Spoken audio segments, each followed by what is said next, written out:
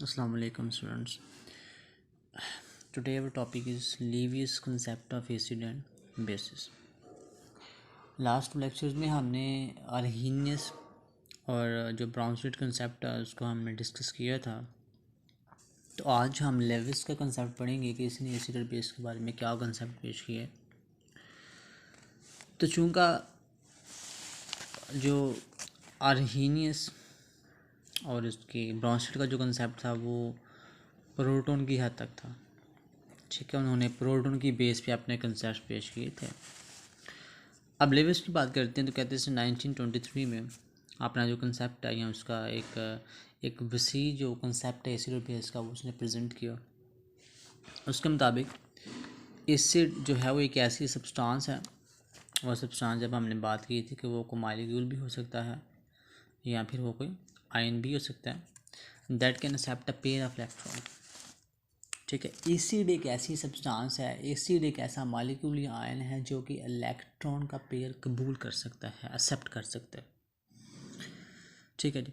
और बेस एक ऐसी सब्सटेंस, बेस एक ऐसा मॉलिक्यूल या आयन है जो कि इलेक्ट्रॉन का पेयर डोनेट कर सकता है। इलेक्ट्रॉन के पेयर से मुराद है कि दो इलेक्ट्रॉन जो है जो पेयर की फॉर्म में होते हैं उसको डोनेट कर सके, उसको दे सके किसी और एटम को, किसी और मॉलिक्यूल को या किसी और आयन को,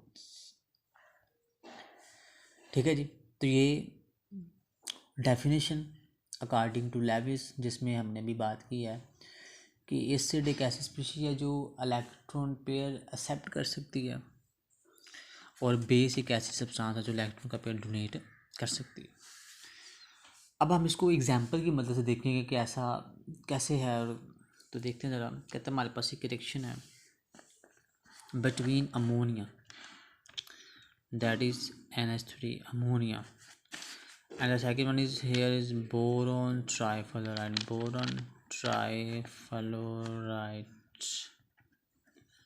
ठीक है जी। अमोनिया और बोरॉन ट्राइफ्लोराइड में रिएक्शन है।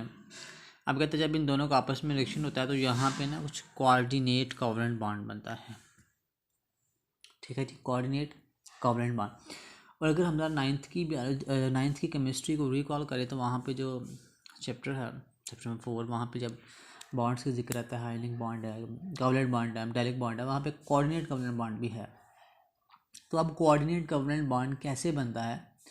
जब दो एटम्स के दरमियान, दो मॉलिक्यूल्स के दरमियान, दो आयंस के दरमियान बॉन्ड फॉर्मेशन होती है तो जो इलेक्ट्रॉन का पेयर है वो एक ही एटम डोनेट करता है, ठीक है जी। जो इलेक्ट्रॉन का पेयर है वो एक ही एटम डोनेट करता है।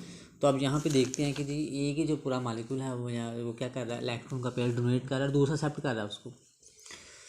अब देखिए ये है जी बोरॉन ट्राइफ्लोराइड, ये सेंटर में बी है, ये बोरॉन है, और ये हमारे पास एक मिनट,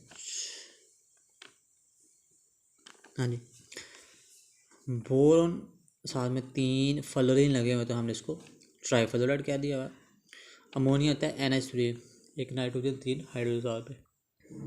अब चूँकि अगर हम बोरॉन की बात करें तो बोरॉन का एटॉमिक नंबर 3 होता है, उसके पास 3 इलेक्ट्रॉन होते हैं। तो ये देखें, ये जो क्रॉस लगा हुआ है ये वाला 1 2 3 क्रॉस लगे हुए हैं, ये 3 इलेक्ट्रॉन बोरॉन के।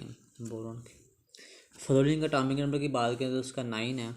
तो उसके वैलेंस शेल में कितने इलेक्ट्रॉन होते हैं? 7, क्योंकि हमने अगर 9 इलेक्ट्रॉन है तो पहले में 2 होते हैं, दूसरे में 7 है, तो हमने वैलेंस को काउंट करना, जो आखिरी शेल है तो उसमें 7 इलेक्ट्रॉन है, 2 4 6 और एक साथ, जैसे 2 4 6 एक साथ 2 4, ठीक है।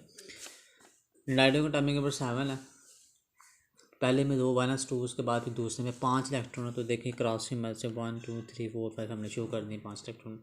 हाइड्रोजन का एटॉमिक 1 है, उसके एक ही उसके पास है, उसमें एक इलेक्ट्रॉन, तो वो हमने इसको ये डॉट लगा के रिप्रेजेंट कर दिया। अब बात हमने यहाँ पे ये करनी है कि अब देखेंगे जो नाइट्रोजन है उसके पास ये एक इलेक्ट्रॉन का पेयर है जो उसके पास एक्सेस पड़ा है, बाकी तो उसने 3 इलेक्ट्रॉन बॉन्डिंग में शामिल किए हुए हैं। अब ये इलेक्ट्रॉन का पेयर एक्सेस है। अब ये नाइट्रोजन क्या करेंगे, इस इलेक्ट्रॉन के पेयर को डोनेट करेगा इसको बोरॉन को, ठीक है। ये देखें, ये इलेक्ट्रॉन का जो पेयर है ये इसने डोनेट किया बोरॉन को। तब देखिए इनके दरमियान क्या बना है, कोऑर्डिनेट कोवलेंट बॉन्ड। तो इट मीन्स यहाँ पे ये जो बोरॉन ट्राइफ्लोराइड है इसने क्या किया, इलेक्ट्रॉन के पेयर को एक्सेप्ट किया है, तो लिहाजा बोरॉन ट्राइफ्लोराइड क्या हुआ, एसिड। और जो अमोनिया है उसने अपना इलेक्ट्रॉन पेयर डोनेट किया तो वो क्या कहलाया, बेस। ठीक है जी, तो ये एग्जांपल हमारे क्लियर होगी। एक और हमारे पास एग्जांपल है, अब हमारे पास एक और एग्जांपल है जिसमें देखें ये जो है वो that is ammonia. Ammonia is again है, यहाँ पे अमोनिया था, ये वही अमोनिया है, साथ में हमारे पास ये हाइड्रोजन है। ठीक है जी, तब देखें उसी तरह अमोनिया के पास ये एक इलेक्ट्रॉन का पेयर एक्सेस पड़ा हुआ है। इलेक्ट्रॉन का पेयर क्या होगा, इसको डोनेट करेगा इस हाइड्रोजन को, चूँकि जो हाइड्रोजन है इसके पास कोई इलेक्ट्रॉन नहीं इस टाइम मौजूद नहीं है, इसका अपना इलेक्ट्रॉन भी इसने डोनेट किया हुआ है, तो इसके पास ये प्रोटॉन है, तो प्रोटॉन का इलेक्ट्रॉन का पेयर डोनेट करेगा अमोनिया। तो उसी तरह जो अमोनिया है, अमोनिया इलेक्ट्रॉन का पेयर डोनेट कर रहा है, तो ये कहलाएगी बेस। तो हाइड्रोजन जो इलेक्ट्रॉन का पेयर एक्सेप्ट करे तो वो कहलाएगी जी एसिड। ठीक है जी, तो अब इसी तरह के दरमियान क्या हुआ, कोऑर्डिनेट कोवलेंट बॉन्ड की फॉर्मेशन हुई है। उसके बाद कहता है कि जी the product of any Lewis acid base is a single species called an adduct, कि जब भी लीवियस और एसिड बेस का आपस में केमिकल रिएक्शन होता है तो जब प्रोडक्ट बनती है वो कहलाती है जी अडक्ट कहलाती है। So neutralization reaction according to Lewis concept is donation and, तो सिंपल सी बात है कि लीवियस में हम यही बात करते हैं कि जब दो मालिक्यूल्स या दो एटम्स के दरमियान बॉन्ड फॉर्मेशन होती है तो एक ने इलेक्ट्रॉन के पेयर को डोनेट करना होता है, दूसरे ने इलेक्ट्रॉन के पेयर को एक्सेप्ट करना होता है। तो सिंपल जो एसिड्स हैं वो इलेक्ट्रॉन पेयर एक्सेप्टर्स कहलाती हैं, जो बेसिस हैं वो इलेक्ट्रॉन पेयर डोनर्स कहलाते हैं। उसके बाद कहता है कि अगर हम एसिड्स की बात करें तो जो एसिड्स हैं उनमें जो है वो सिंपल है कि उन्होंने इलेक्ट्रॉन का पेयर एक्सेप्ट करना होता है, और सिंपल यही है कि इट मीन्स के जो है वो उस एसिड ने जिसने एक्सेप्ट करना है उसके पास इलेक्ट्रॉन के पेयर्स को एक्सेप्ट करने की एबिलिटी होती है। उसमें एम्प्टी ऑर्बिटल हो सकता है, ऑर्बिटल में स्पेस हो सकती है जहाँ पे इलेक्ट्रॉन्स की एडजस्टमेंट हो सकती है। और इससे अगर हम लीवियस बेस की बात करें तो लीवियस बेस इलेक्ट्रॉन पेयर डोनर्स हैं, तो इट मीन्स कि उनके पास इलेक्ट्रॉन पेयर्स पड़े होते हैं, एक्सेस इलेक्ट्रॉन पेयर्स पड़े होते हैं, अनशेयर्ड इलेक्ट्रॉन पेयर्स पड़े होते हैं, जो उन्होंने किसी के साथ शेयर नहीं किए होते, वो फिर वो डोनेट करके किसी और एटम के साथ, किसी और मालिक्यूल के साथ बॉन्ड फॉर्मेशन कर लेते हैं। तो लीवियस एसिड के बारे में कुछ एग्जांपल्स पढ़ते हैं। तो वो कहता है कि ऐसे मालिक्यूल्स जिनमें जो सेंट्रल एटम है, जो मतलब उसका जो ऑक्टेट है वो नामुकम्मल हो, ऑक्टेट अभी मुकम्मल नहीं हुआ, उसके वैलेंस में अभी और इलेक्ट्रॉन मुकम्मल नहीं हुई। मिसाल के तौर पे बोरॉन ट्राइफ्लोराइड है, एल्यूमिनियम ट्राइक्लोराइड है, इसके अलावा फेरिक ट्राइक्लोराइड है वगैरह। कहता है इनके जो है देखिए सिर्फ 6 इलेक्ट्रॉन होते हैं। अगर हम इनकी बात करते हैं फेरिक, एल्यूमिनियम और बोरॉन, 6 इलेक्ट्रॉन इनके दरमियान, इनके अराउंड। तो कहता है देयरफॉर इसीलिए ये जो मैंने अभी नाम लिए हैं ये क्या कर सकते हैं, इलेक्ट्रॉन के पेयर को एक्सेप्ट कर सकते हैं। इसी तरह हमारे पास कहता है कुछ केटायंस होते हैं। ठीक है जी, और अभी हमने अगर अब ये बात हम डिस्कस करेंगे केटायन क्या है जी, कोई भी ऐसा स्पीशीज जिसके ऊपर पॉजिटिव चार्ज है तो वो केटायन कहलाता है।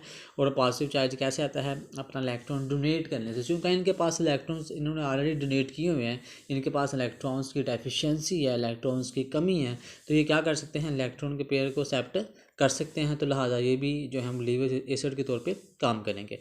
इसके अलावा कहते हैं हमारे पास कुछ ऐसे एसिड हैं जैसा कि हमारे पास है हाइड्रोजन है, इसके अलावा सिल्वर आयंस वगैरह है। तो कहता है ये जो है इनकी एबिलिटी कुछ ज़्यादा है, इनकी जो है वो इलेक्ट्रॉन के पेयर को एक्सेप्ट करने की टेंडेंसी ज़्यादा है। Because the reason is that कि अगर हम इसमें बात करें तो न्यूक्लियस की पावर कुछ ज़्यादा हो जाती है, न्यूक्लियस बड़ी स्ट्रांगली अट्रैक्ट करता है इलेक्ट्रॉन्स को अपनी तरफ। इस तरह हम लीवियस बेस की बात करते हैं तो जो लीवियस बेसिस हैं जिनका वो भी हमने बात करते हैं कि इलेक्ट्रॉन पेयर डोनर है, कि इलेक्ट्रॉन को पेयर डोनेट करने की एबिलिटी रखती हैं। इलेक्ट्रॉन का पेयर जो है उनके पास अनशेयर्ड होता है तो वो डोनेट करती हैं। तो इसमें हमारे पास क्या था, जो न्यूट्रल स्पीशीज़ हैं हैविंग एटलीस्ट वन पेयर, कोई भी न्यूट्रल स्पीशीज जिसके पास एक लोन पेयर पड़ा हो। ठीक है जी, अगर हम और लोन पेयर कौन सा होता है, जिसने बॉन्डिंग में हिस्सा नहीं लिया होता। मिसाल के तौर पे मगर हम यहाँ पे अमोनिया की बात करते हैं, simple that is NH3 ammonia. Amines है, अल्कोहल है, ठीक है, that is ammonia NH3 amines. ये आर से मुराद है, यहाँ पे कोई एल्काइल ग्रुप लग सकता है, दैट इज़ NH2 पर ये देखें लोन पेयर पड़ा हुआ है। उसके अल्कोहल की बात करें तो ये उनका जनरल फार्मूला है ROH होता है, यानी आर की जगह कोई एल्काइल ग्रुप लग सकता है, OH उनका हाइड्रोक्साइड जो उनका फंक्शनल ग्रुप है। तो ये देखिए लोन पेयर्स पड़े हुए हैं साहब। तो कहते हैं इस तरह की जो स्पीशीज़ हैं इनके पास लोन पेयर है तो ये लोन पेयर डोनेट कर सकती हैं, तो लिहाजा ये बेसिस के तौर पे या लीवियस बेसिस के तौर पे काम करते हैं। इसके अलावा जो नेगेटिव चार्ज स्पीशीज जैसे कि हमारे पास साइनाइड है, क्लोराइड है, हाइड्रोक्साइड वगैरह, चूँकि इनके पास भी क्या है इलेक्ट्रॉन के पेयर्स या अनशेयर्ड पेयर जो है वो इलेक्ट्रॉन पेयर्स मौजूद हैं, तो लिहाजा ये भी है हमारे पास किस तौर पे काम करेंगे, लाइफ स्पेस के तौर पे काम करेंगे। तो ये थी हमारे पास कुछ एग्जांपल्स जिसमें हमने इसको डिस्कस किया। इंशाल्लाह नेक्स्ट टॉपिक में मिलते हैं।